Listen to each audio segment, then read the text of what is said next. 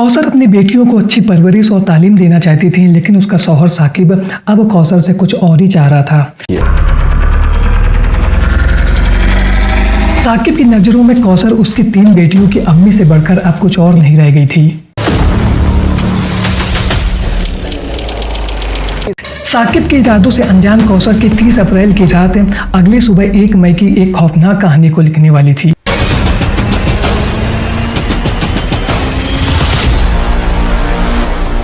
Alright guys, स्वागत है आप सबका इस चैनल के एक और नई क्राइम स्टोरी में। और आज के रियल कहानी की शुरुआत होती है मेरठ के मजीद नगर से। मजीद नगर में इसरार अपनी फैमिली के साथ में रहते हैं। उनका जो घर है वो 2 खंड का है। नीचे वाले फ्लोर में वो अपने परिवार के साथ में रहते हैं, वहीं जो दूसरा फ्लोर है वहाँ पर साकिब अपनी फैमिली के साथ में रहता है। साकिब की पत्नी का नाम है कौसर और उसकी 3 बेटियाँ हैं। इसरार और साकिब दोनों ही मोबाइल टावर लगाने का काम करते हैं, लेकिन साकिब अपनी फैमिली को सपोर्ट करने के लिए रात में ऑटो रिक्शा भी चलाता है। उसकी फैमिली लाइफ बहुत अच्छी चल रही थी और इसी बीच में दिन आता है 1 मई का। हर रोज की तरह साकिब सुबह जल्दी उठा था और अपने काम पर निकल गया था, क्योंकि मोबाइल टावर लगाने के लिए उसे सुबह जल्दी जाना होता था। उसके बाद तैयारी करके जिस जगह पर मोबाइल टावर लगाना होता था वहां पर वो पहुंच जाता था। और इस तरीके से 1 मई की सुबह भी वो जल्दी अपने घर से निकल गया था। लगभग सुबह के 8 बजे के आसपास से साकिब की बेटियां इसरार के पास में पहुंचती हैं और उससे कहती हैं कि अंकल मेरे पिताजी से हमारी बात करा दो। और इसके बाद इसरार की पत्नी फोन लगा करके साकिब की बेटियों को दे देती हैं। साकिब की बेटियां बात करते हुए मोबाइल लेकर के अपने घर पर चली जाती हैं और कुछ समय के बाद में उनके रोने की आवाज घर से सुनाई देने देती है। जैसे ही वो साकिब की बेटियों को रोता हुआ देखती हैं, तुरंत इसरार की पत्नी दूसरे फ्लोर पर पहुंचती है और वहां का नजारा देख करके वो दंग हो जाती हैं।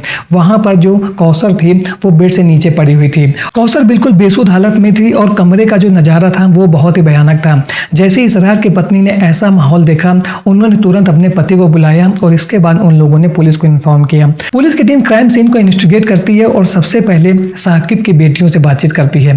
तो यहाँ पर साकिब की बेटियों ने बताया कि घर के अंदर एक काले कपड़े में चोर आया था। उसने मम्मी के साथ में इस तरीके की घटनाओं को अंजाम दिया और फिर वो सीढ़ी के रास्ते से भाग गया। लेकिन जब पुलिस ने इस पूरे क्राइम सीन को देखा और चेक किया तो उनको इस बात की जानकारी मिली कि यदि कोई व्यक्ति बाहर से घर के अंदर आया होता और उसने कौसर के ऊपर हमला किया होता तो 100% कौसर उसके साथ लड़ती झगड़ती और इतनी आसानी से वो हार ना मानती। यानी कि उनके बीच में लड़ाई झगड़ा जरूर होता और उसके निशान उस कमरे के अंदर मिलने चाहिए थे।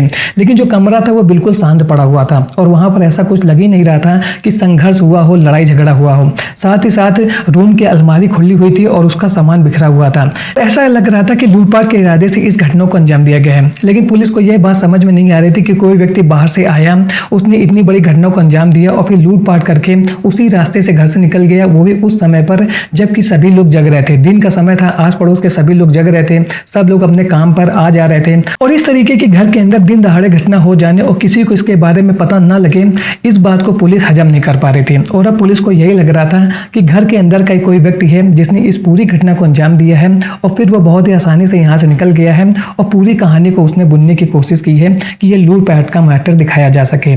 पुलिस की टीम तुरंत फोन करके कौसर के पति साकिब को बुलाती है। वो घटनास्थल पर पहुंचता है और उसकी हालात बहुत ही ज्यादा खराब थी। उसको जैसे इस बात का पता चलता है कि उसकी पत्नी के साथ में इस तरीके की घटना को अंजाम दे दिया गया है तो उसका रो रो करके बुरा हाल हो जाता है। वो अपने सीने पर हाथ रख करके बहुत ज्यादा परेशान होता है और पुलिस को बताता है कि जब वो अपने घर से निकला था तो सब कुछ ठीक था। उसकी पत्नी सो रही थी, उसकी 3 बेटियां सो रही थी और घर में सब कुछ ठीक था और हर रोज की तरह वो सुबह अपने घर से निकल गया था। लेकिन इस तरीके की घटना का अंजाम उसके घर में किसने दे दिया है उसे इस बात का बिल्कुल भी अंदाजा नहीं है। उसने यह भी पुलिस को बताया कि वो नीचे वाले फ्लोर में सो रहा था जबकि उसकी पत्नी 2nd फ्लोर में बच्चों के साथ में सो रही थी।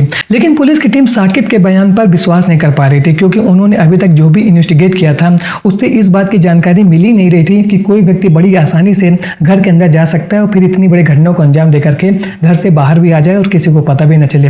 पुलिस को अब शक हो रहा था कौसर के पति साकिब के ऊपर, लेकिन वो इस तरीके की वर्ल्ड क्लास एक्टिंग कर रहा था कि अभी भी पुलिस के पास इस बात का पुख्ता सबूत नहीं था कि इस पूरी घटना को अंजाम साकिब नहीं दिया है। पुलिस को अब इस बात की 100% श्योरिटी हो गई थी कि जिस समय यह घटना कौसर के साथ में रूम के अंदर घटित हुई है उस समय ये तीनों बेटियां अवेलेबल थी, और यदि ये घटना इन बच्चों के सामने घटित हुई है तो 100% इनको कुछ ना कुछ जरूर मालूम है कि कौन इनके घर में आया था, और वो जान परिचित का व्यक्ति है। क्योंकि यदि अनजान व्यक्ति घर के अंदर आया होता तो बच्चियां जरूर शोर मचाती, क्योंकि इतनी बड़ी घटना हो गई थी, जरा सा भी शोरगुल नहीं मचा था। और इसके बाद पुलिस की टीम प्लान बनाती है और साकिब की बेटियों से अलग से पूछताछ करने की तैयारी करती है, लेकिन वो लोग पुलिस ड्रेस में बच्चों से पूछताछ नहीं कर सकते थे क्योंकि बच्चे डर जाते हैं। और इसके बाद थाने से 2 लेडी कांस्टेबल को बुलाया जाता है जो कि सिविल ड्रेस में थे।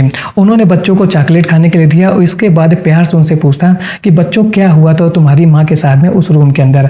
जब साकिब की बड़ी बेटी पुलिस के साथ में कंफर्टेबल हो गई तो उसने पूरी कहानी पुलिस को बता दी कि उस रूम में क्या हुआ था। उसने बताया कि माँ के साथ में इस घटना को अंजाम किसी और ने नहीं बल्कि पापा ने ही दिया है, यानी कि पूरी घटना का जिम्मेदार कौसर का पति साकिब है। और इसके बाद बेटियों ने बताया कि सुबह के समय जब माँ सो रही थी तो उस समय पापा उठे, उन्होंने धारदार हथियार से माँ के ऊपर वार कर दिया और इसके बाद माँ नीचे गिर गई। और फिर उन्होंने हमसे कहा कि यदि कोई तुमसे पूछे कि तुम्हारी माँ के साथ में इस घटना को किसने अंजाम दिया है तो बोलना कि काले कपड़ों में चोर आया था और वो सीढ़ी के रास्ते से आया था और इस पूरी घटना को करके वो यहाँ से भाग गया है। और उसकी बेटियों ने हूबहू पूरी घटना की जानकारी पुलिस को इसी तरीके से दी थी। लेकिन जब पुलिस ने सिविल ड्रेस में कंफर्टेबल तरीके से प्यार से बच्चों से पूछताछ की तो उन्हें पूरी कहानी खोल करके रख दी कि कैसे साकिब ने इस पूरी घटना को अंजाम दिया था। साकिब उस समय वहीं पर मौजूद था जब पुलिस ने उसकी बेटियों से अलग से पूछताछ की थी। और जैसे ही पुलिस को इस बात की पुख्ता जानकारी हो गई कि इस घटना के पीछे साकिब का हाथ है, उन्होंने तुरंत साकिब को गिरफ्तार किया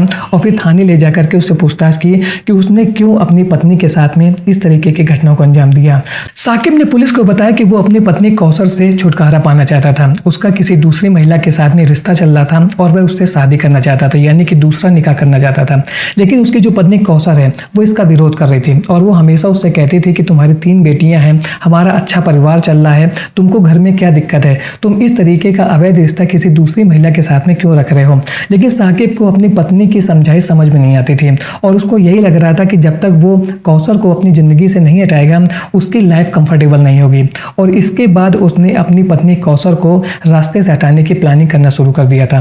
पहले उसने यह प्लान बनाया था कि वो अपनी वाइफ को इतना ज़्यादा परेशान करेगा कि वो परेशान होकर के खुद ही अपनी ज़िंदगी को समाप्त कर लेगी। वह अपनी पत्नी के साथ मारपीट करना शुरू कर देता है, उसको तरह तरह के ताने मारता है कि वो अपनी ज़िंदगी को समाप्त कर ले। लेकिन कौसर ने अपनी बेटियों के लिए वो सब कुछ सहा जो कि साकिब ने उसके साथ में किया। और इसके बाद जब साकिब को इस बात का विश्वास हो गया कि कौसर ऐसे आसानी से उसकी ज़िंदगी से नहीं जाएगी तो फिर उसने 30 अप्रैल की रात को पूरी प्लानिंग बनाया और फिर 1 मई की सुबह इस तरीके की घटना को अंजाम दे दिया।